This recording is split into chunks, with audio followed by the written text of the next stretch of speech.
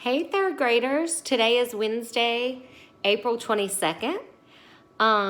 If you have completed your work for Monday and Tuesday, you have gotten the bulk of your work done for this week, okay?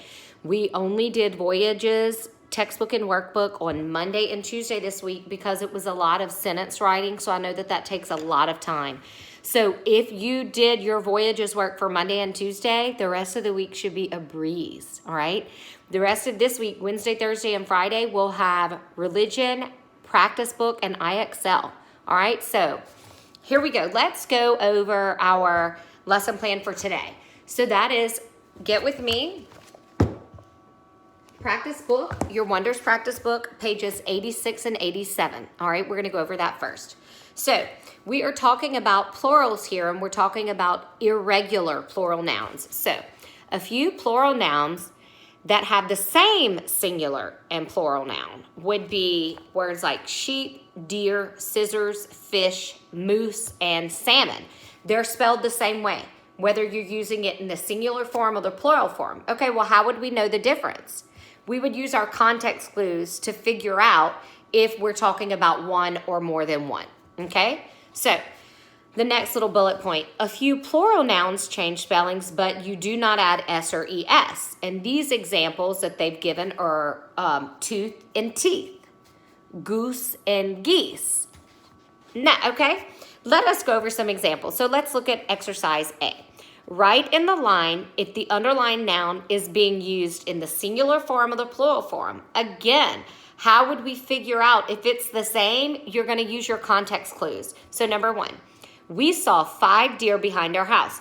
Does it say 1 deer or does it say 5 deer? It says 5. Well, 5 is more than 1, so that's plural. So in the blank to the side, you would write the word plural. If you need to know how to spell it, it's right there on your paper, singular and plural. All right, let's look at exercise B. Read the excerpt from Sailing to America, then answer the questions. So you're going to read this little excerpt here, and then you will answer questions 5 and 6. All right, let us now look at page 87. 87. So some plural nouns do change spelling, but they don't add S or ES, and some have the same. Remember, we just went over that. Tooth, teeth, goose, geese. All right?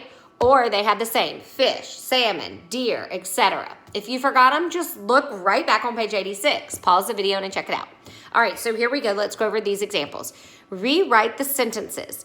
Change the underlined noun to its plural form. So yes, you will rewrite the sentence. That's what the directions say. So the child swam in the pool. We want to make that plural. So when we rewrite our sentence, we will write, the children swam in the pool. And don't forget to use capitalization and punctuation. All right, look down at the bottom. Pick one of the underlined words above and write a sentence using the singular form of the word. Then write a new sentence using the plural form. Okay, so just follow the directions there.